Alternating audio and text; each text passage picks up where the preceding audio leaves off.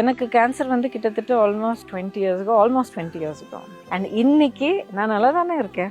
My hair is there, அவ்வளோவா இல்லை, but hair is there. நான் நல்லா இருக்கேன். உங்கள் முன்னால் நான் எப்படி தெரியுறேன்னு இப்படி தான் நல்லா இருக்கேன். இன்னைக்கு 20 வருஷம் கழிச்சு நான் அவங்க முன்னாடி இப்படி உட்காந்து இப்படி பேசிகிட்டு இருக்கேன்னா அதுக்கு காரணம் நான் தான். நான் சொல்கிறேன் எதுக்கு நான் சொல்கிறேன். பிகாஸ் ஒரு பர்டிகுலர் ஸ்டேஜில் நான் single parent.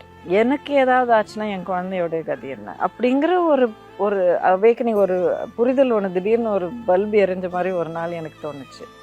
So I set okay, உன்னோட ஹெல்த் நீ பார்த்துக்கணும்.